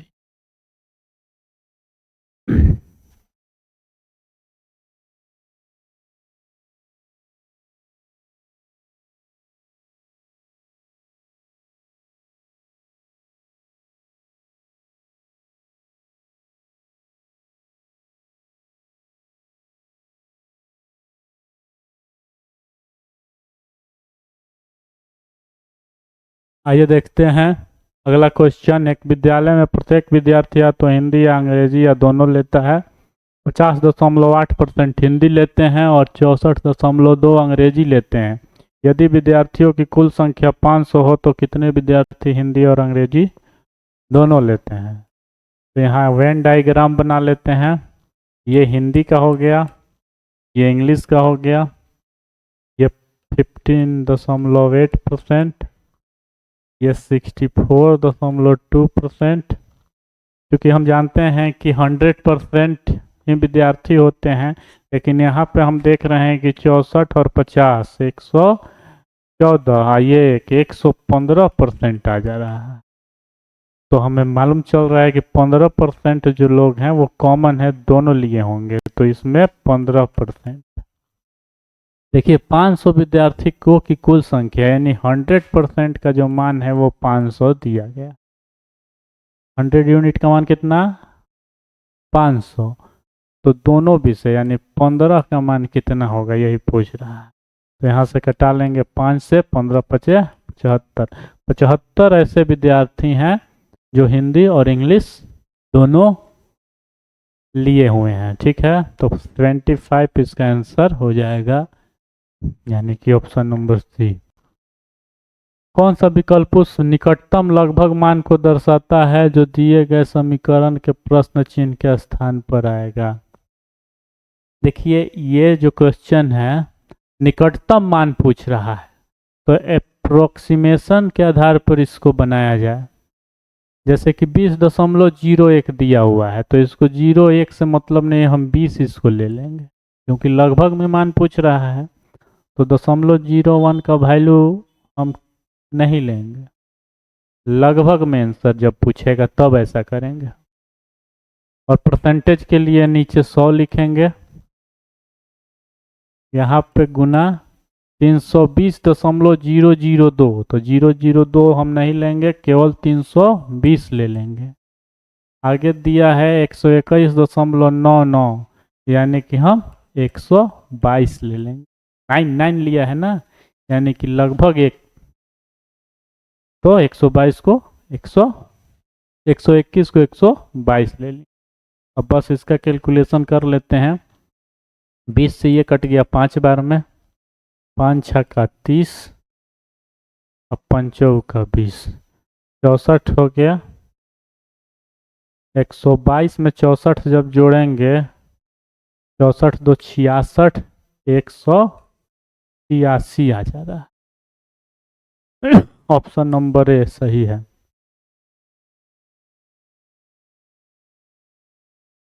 ये देखिए 6 विद्यार्थी मधु, अंशु, लवनी, आरव, प्रीति और शिखा ने मार्च के महीने में अलग अलग दिनों में अपने प्रेजेंटेशन दिए। प्रेजेंटेशन 11 मार्च से 16 मार्च के बीच।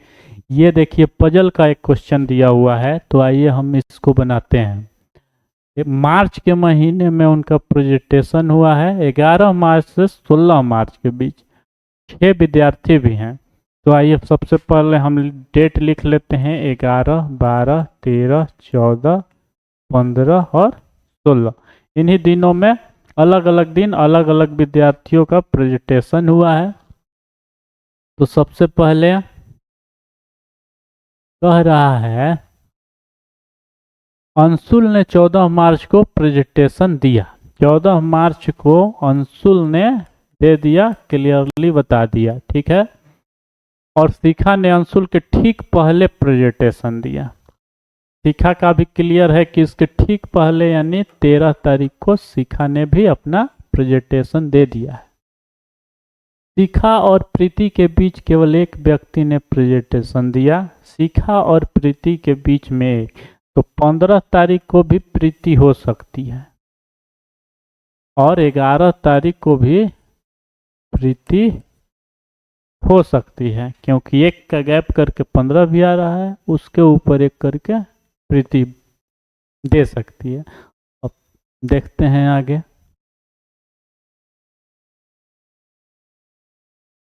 शिखा और प्रीति के बीच केवल एक व्यक्ति ने प्रेजेंटेशन। शिखा का प्रेजेंटेशन प्रीति के बाद, शिखा का प्रीति के बाद हुआ है, तो प्रीति 11 तारीख, क्लियरली पता चल गया यहाँ से कि प्रीति 15 को नहीं 11 को ही प्रेजेंटेशन दी है, क्योंकि शिखा के पहले दी है, वो बाद में नहीं दी है।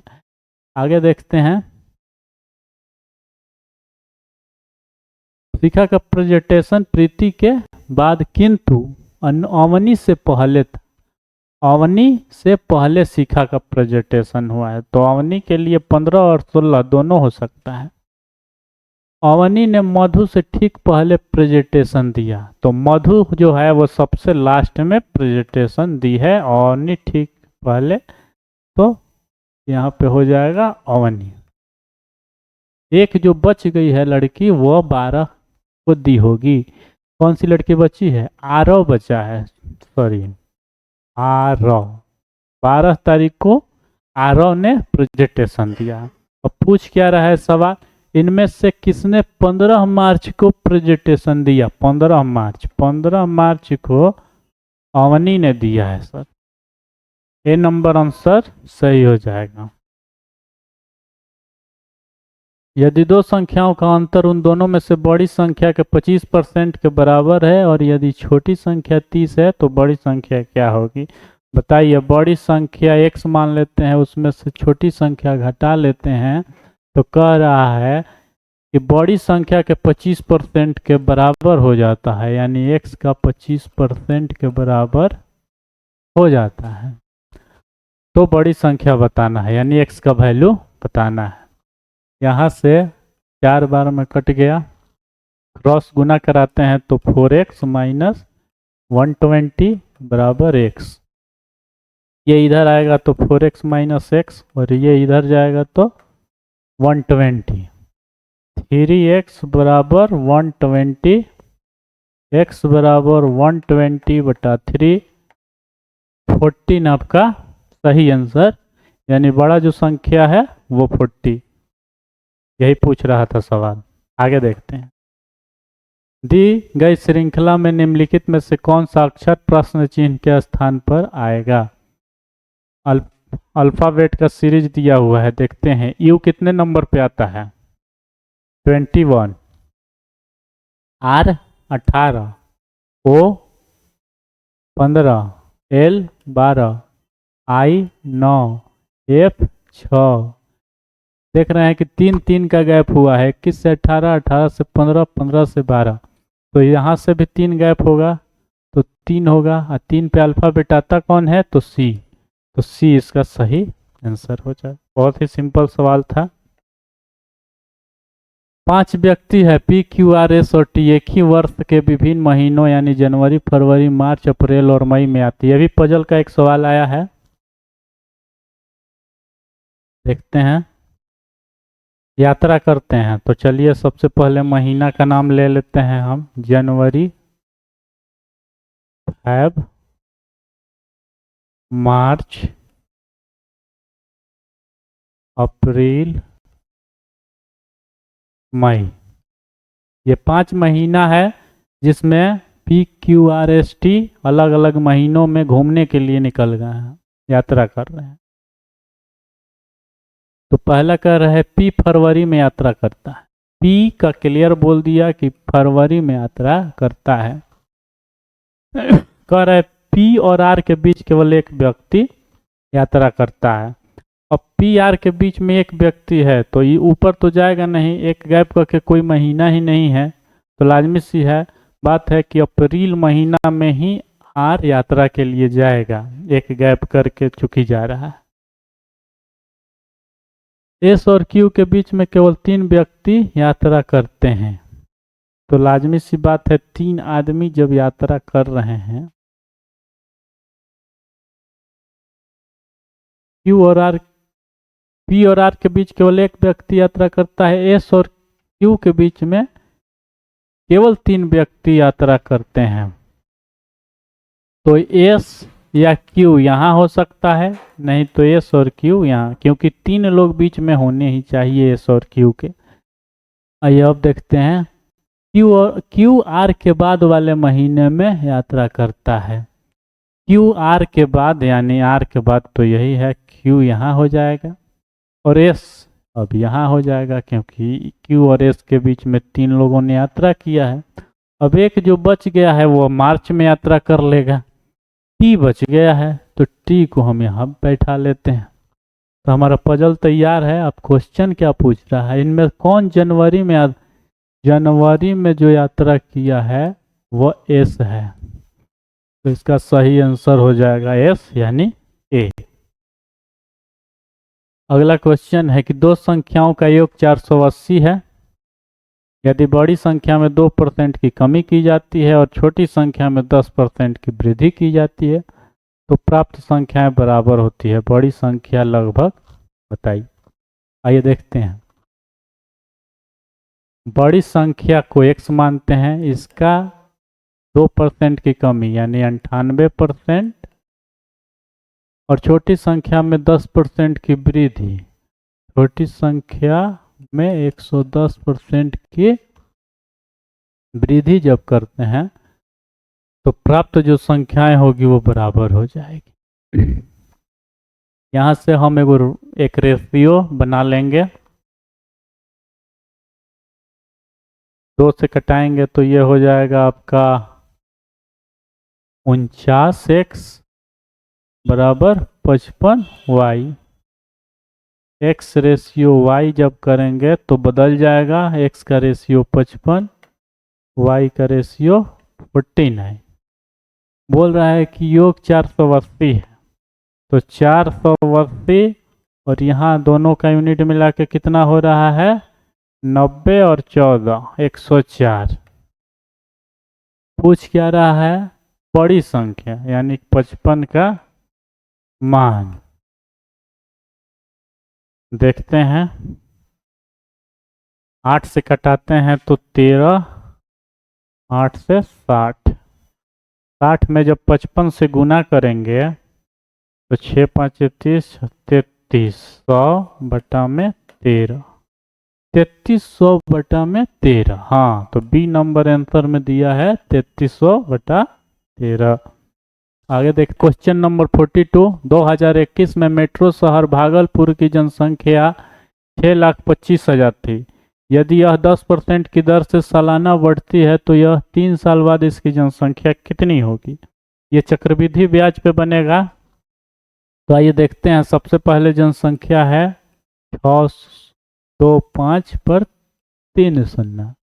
अब रेट का भिन्न में बदल लेते हैं तो कितना आ रहा है, 1/10, यानी कि 10 पे 1 बढ़ रहा है, यानी कि 11 हो जाएगा अगले साल, फिर अगले साल 11 हो जाएगा, फिर एक यही हो जाएगा। तो यहाँ से 3 शून्य हम कटा लेते हैं। यहाँ आप जानते हैं 11 का क्यू होता है कितना, 1331, और 625 में जब हम गुना करेंगे तो कितना आ जाएगा। इसको हम यूनिट डिजिट पे भी देख सकते हैं। पहला गुना कर लेते हैं तो 5 आ रहा है। ऑप्शन में देखते हैं तो 2 में 5 5 है, ठीक है। अब 7 8 दूसरा ही डिजिट देखेंगे और आंसर को टिक लगा लेंगे। इसका गुना कराएंगे तो 2 और 15, 15 2 17 का 7 हासिल है। आगे बढ़ने की ज़रूरत नहीं पड़ेगी आपको एग्जाम में। यहाँ पे दूसरे नंबर पे 7 है, बाकी दूसरे नंबर यहाँ तो पहला ही ऑप्शन कट जा रहा है, ये भी और ये भी। 5 5 2 में ही आया है। यहाँ पे 8 है, यहाँ पे 7 है, दूसरा डिजिट 7 आ रहा है जो कि पहले ही ऑप्शन में है। पूरा कैलकुलेशन से अगर बचना है तब, नहीं तो पूरा आपको अगर करना है तो किया जा सकता है। कैसे किया जाए, आगे बढ़ा जाए। 7 दोस्त हैं P Q R S T U V का जन्म 7 अलग अलग महीनों मार्च अप्रैल जून जुलाई अगस्त सितंबर और दिसंबर में हुआ है। ठीक है, देखते हैं कौन कौन सा महीना है सर। मार्च है, अप्रैल है, जून है, जुलाई है, अगस्त सितंबर दिसंबर, अगस्त सितंबर दिसंबर, ये महीने हैं 7 लोगों का। अब इसी में अलग अलग लोगों का जन्म हुआ है। तो देखिए कह रहा है यार का जन्म उस महीने में हुआ था जिसमें 31 से कम दिन होते हैं। अच्छा, तो मार्च में कितने दिन होते हैं? 31 दिन। अप्रैल में 30 दिन, जून में भी 30 दिन, जुलाई में 31 दिन, अगस्त में भी 31 दिन, सितंबर में 30 दिन, दिसंबर में 31 दिन। अब कह रहा है कि आर का जन्म उस महीने में हुआ था जिसमें 31 से कम दिन होते हैं, यानी 30 दिन वाले जो महीना है उसमें आर का जन्म हुआ है, लेकिन वो अगस्त से पहले हुआ है। तो अगस्त के पहले 30 वाला कौन कौन सा महीना है? अप्रैल और जून, यानी कि आर या तो यहाँ होगा या तो यहाँ हो। अब आगे देखते हैं, लेकिन वह अगस्त से पहले थे। टी के बाद केवल 3 दोस्तों का जन्म हुआ है। तो टी के बाद 1 2 3, टी का क्लियर है कि जुलाई में इसका जन्म हुआ है, क्योंकि इसके बाद 3 और महीने होने चाहिए जिनमें बोल रहा है कि 3 दोस्तों का जन्म हुआ है। यू का जन्म भी से ठीक पहले हुआ है। यू का जो जन्म है वो भी से ठीक पहले, यानी कि जब यू का चर्चा होगा तो उसके ठीक नीचे भी का चर्चा होगा। ठीक पहले लेकिन टी के बाद हुआ था, तो टी के बाद यानी अगस्त सितंबर दिसंबर जो भी आएगा उसी में आएगा यू और भी। पी और एस के बीच 3 से अधिक दोस्तों का जन्म हुआ है। पी और एस, या एस ऊपर हो जाए और पी नीचे, लेकिन इसमें 3 से अधिक दोस्त का जन्म हुआ है। चलिए, तो अगर मान लीजिए हम अब एस यहाँ बैठा है तो 1 2 3 4, ये कंडीशन है। आगे देखते हैं, आर का जन्म टी से ठीक पहले नहीं हुआ था।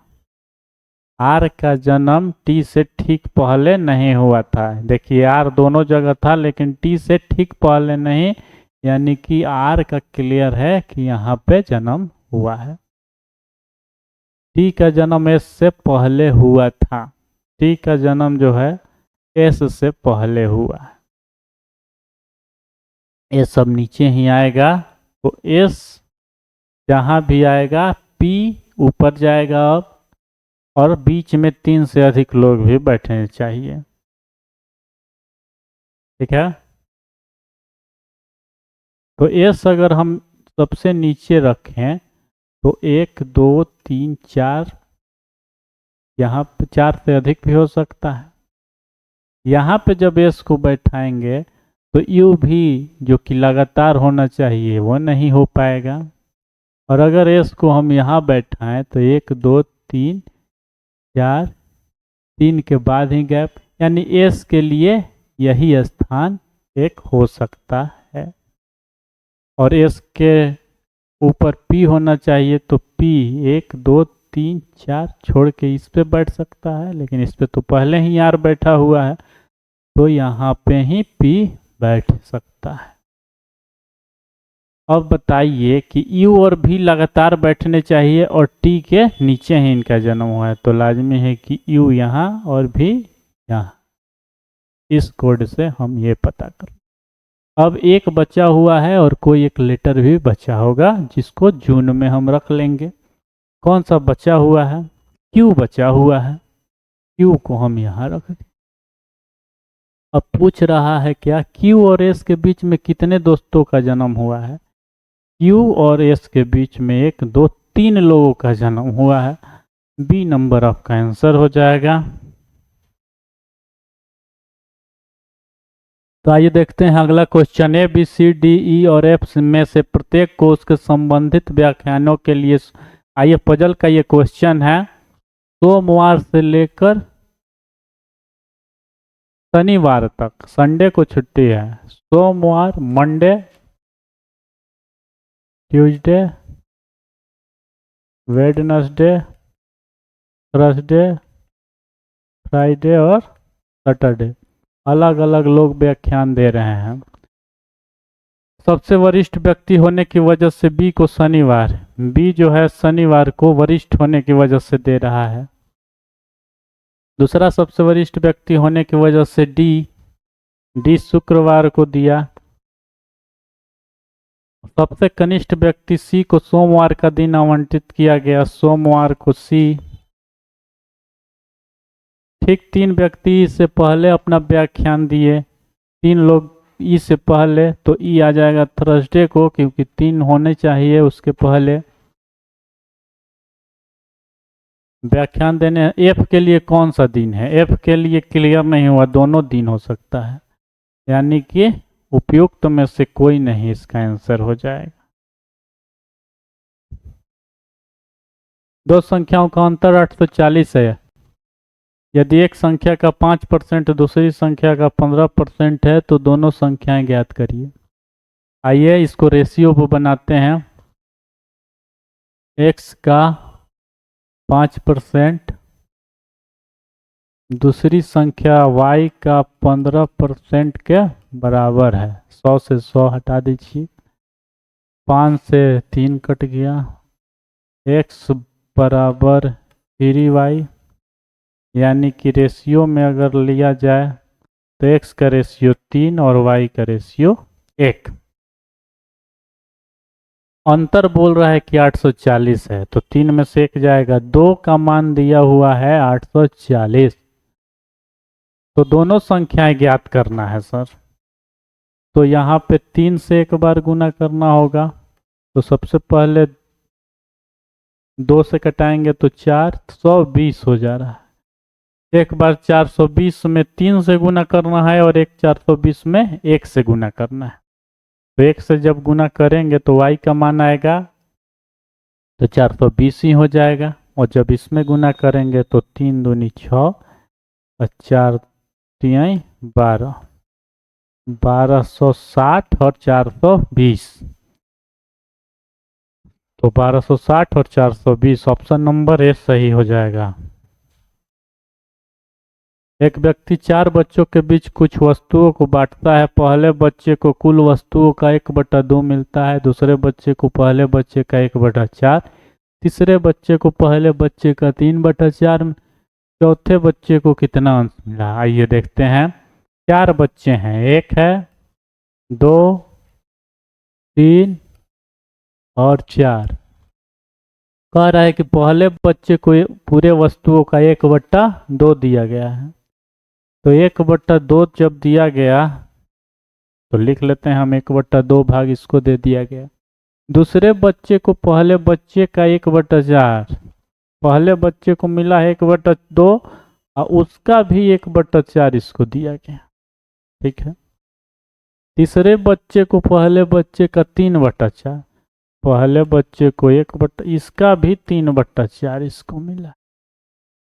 चौथे बच्चे को कितना मिलेगा, ठीक है। ये हो जाएगा 1/2, ये हो जाएगा 1/8 और ये हो जाएगा 3/8, ठीक है।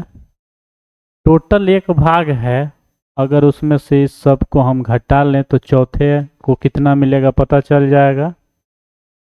टोटल अगर 1 भाग है, इन लोगों को जो भाग दिया गया वो सबको माइनस कर लें हम, तो चौथे को क्या मिलेगा पता चल जाएगा। तो सबको हम माइनस कर लेते हैं, 8 आ जा रहा है एलसीएम, यहाँ 8, यहाँ 4, यहाँ 1, यहाँ 3, यानी कि 4 5 3 8 माइनस 8 आ गया बटा में 8, यानी कि 0/8 आएगा।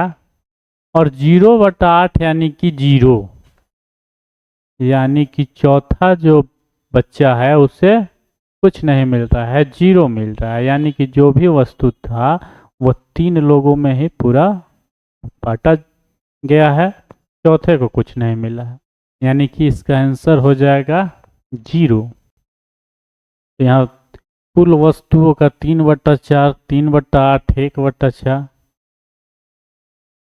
तो ई नंबर आंसर हो जाएगा उपयुक्त में से कोई नहीं। नेक्स्ट है कि यदि 10,000 की राशि 10% प्रति वर्ष की दर से 3 वर्ष के लिए चक्रवृद्धि ब्याज पर दी जाती है तो कुल ब्याज का मान बताइए। चक्रवृद्धि ब्याज का सवाल है, बहुत ही सिंपल सवाल है। आइए सबसे पहले दर को हम भागा देते हैं 100 से, तो 1/10 आ गया। 3 वर्ष का है तो हम मूलधन और मिश्र धन, यहाँ पे 10, यहाँ पे 10 और यहाँ पे 10 और यहाँ पे 11, 11 और 11, क्योंकि ये ब्याज है। जब मूलधन में 1 जोड़ेंगे तो मिश्र धन मिलेगा, तो वहाँ पे हम 11 11 3 बार लिख लेते हैं। इसका गुना करेंगे तो 1000 और इसका गुना करेंगे तो 11 का क्यूब 1300।